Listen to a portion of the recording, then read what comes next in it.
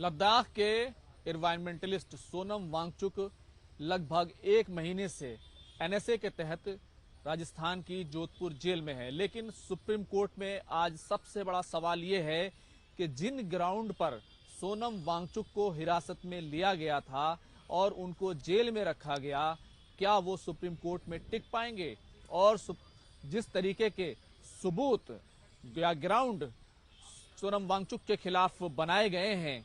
आखिर उसको लेकर कितनी मजबूती है? आज इसी पूरे मुद्दे पर बात करेंगे। मैं हूं खुर्रम शहजाद और आप देख रहे हैं न्यूज 18 का डिजिटल प्लेटफॉर्म और मेरे साथ हैं मेरे कैमरामैन हरीश।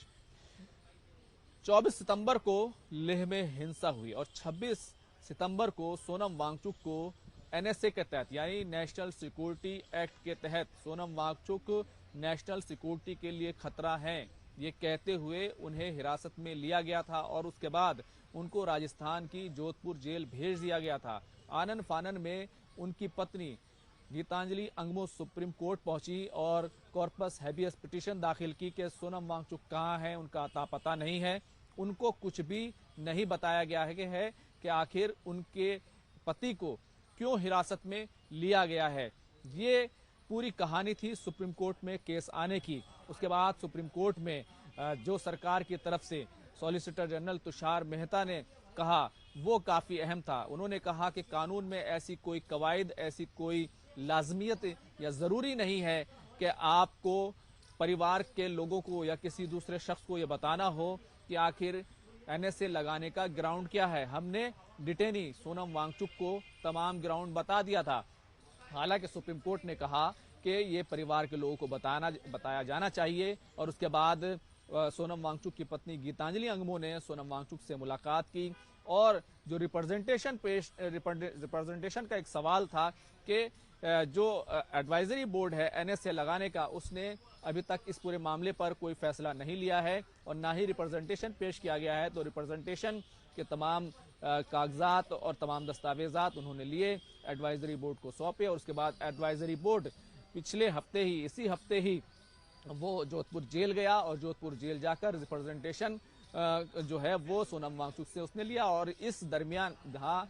जो एडवाइजरी बोर्ड के तमाम मेंबर्स मौजूद थे, जो पूर्व जस्टिस हैं ज़्यादातर, वो तमाम लोग मौजूद थे, लेकिन साथ ही साथ गीतांजलि अंगमो भी मौजूद थी और उसी में ये कहानी खुलकर सामने आई कि आखिर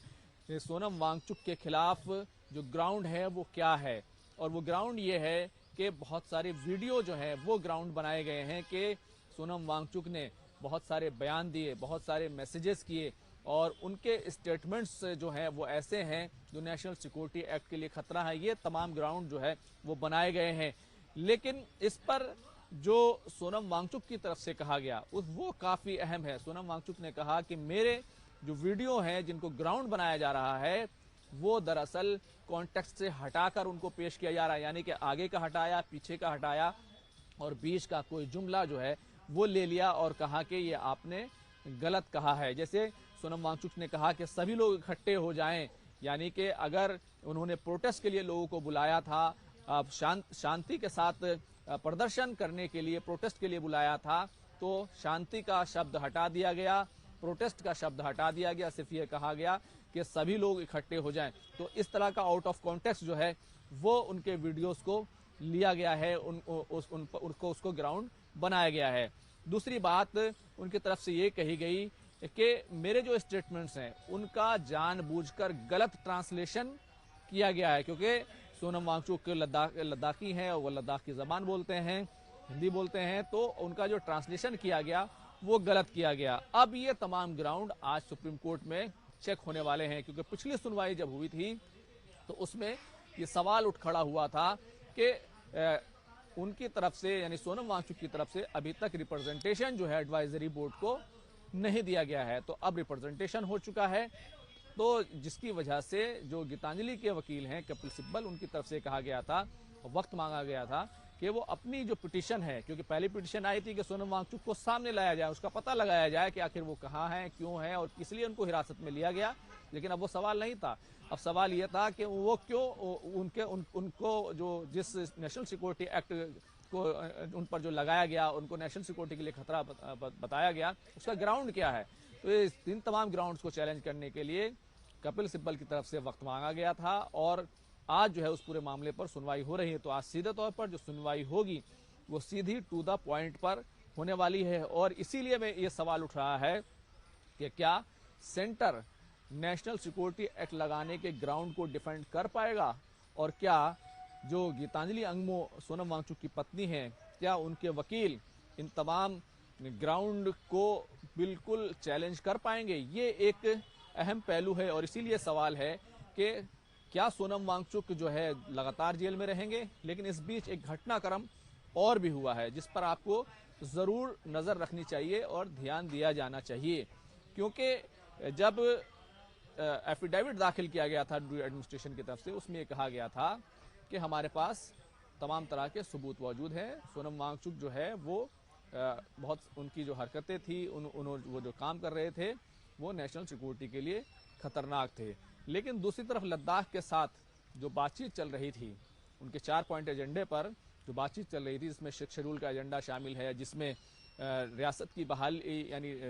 जो रियासत का दर्जा यानी कि स्टेटहुड का इशू शामिल है, इसी तरीके से एक पार्लियामेंट्री कॉन्स्टिट्यूंसी और बढ़ाए जाने का इशू शामिल है और साथ ही साथ रोजगार का इशू शामिल है, पब्लिक सर्विस कमीशन का इशू शामिल है। ये जो 4 मुद्दे थे, इन पर जो बातचीत चल रही थी वो जो टूट गई थी, जिसका लद्दाख के लोगों ने ये कहते हुए बॉयकॉट कर दिया था कि हमारे ऊपर फॉरेन लिंक का इल्ज़ाम लगाया जा रहा है, हमें एंटी नेशनल कहा जा रहा है, हम बातचीत नहीं करेंगे। और ये जो कुछ वायलेंस हुआ लेह में 24 सितंबर को, इसकी जुडिशियल इंक्वायरी हो। जुडिशियल इंक्वायरी का ऑर्डर आया, जुडिशियल इंक्वायरी शुरू हो चुकी है और अगले 1 महीने तक जो तमाम वहाँ पर लद्दाख में जो लोग हैं वो अपनी बातें जुडिशियल इंक्वायरी के सदस्यों के साथ में बीएस चौहान की लीडरशिप में जो इंक्वायरी हो रही है उसके सामने रख सकेंगे। लेकिन ये एक तरफ हुआ, दूसरी तरफ जो मीटिंग जो है, जो बातचीत टूट गई थी और 6 अक्टूबर की मीटिंग भी नहीं हो पाई थी, वो बातचीत 22 अक्टूबर को बहाल हो गई। 22 अक्टूबर को सरकार के साथ मीटिंग हुई और उस मीटिंग में जो सबसे बड़ी बात निकलकर सामने आई कि सोनम वांगचुक को छोड़े जाने का मुद्दा पुरजोर तरीके से उठा। तो अब बड़ा सवाल यह है कि रिप्रेजेंटेशन आ चुका है और अभी तक एडवाइजरी कमेटी ने अप्रूवल नहीं दिया था एनएसए को। तो क्या एडवाइजरी कमेटी ही एनएसए यानी नेशनल सिक्योरिटी एक्ट को हटाएगी या सुप्रीम कोर्ट में उसको चैलेंज करके जो वकील हैं उसको कहीं ना कहीं चैलेंज करके कहेंगे कि ये गलत ग्राउंड है, इनको हटाया जाना चाहिए? तो क्या सुप्रीम कोर्ट से होगा? और अभी तक क्योंकि एडवाइजरी कमेटी ने कोई फैसला नहीं लिया, तो क्या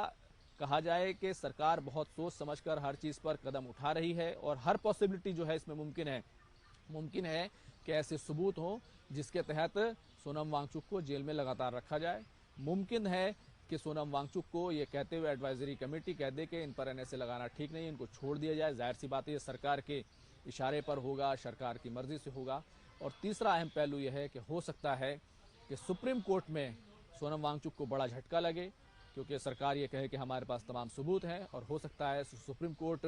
सोनम वांगचुक को एनएसए से राहत दे दे। तो आज बड़ा सवाल यही है कि आखिर सुप्रीम कोर्ट में जो सुनवाई होगी वो सुनवाई इसलिए काफ़ी अहम है क्योंकि ग्राउंड जो है, जो एनएसए को लेकर बनाया गया, जिसको लेकर सोनम वांगचुक का कहना है कि वीडियो आउट ऑफ कॉन्टेक्स्ट हैं, उनके स्टेटमेंट के ट्रांसलेशन जानबूझकर गलत किए गए हैं।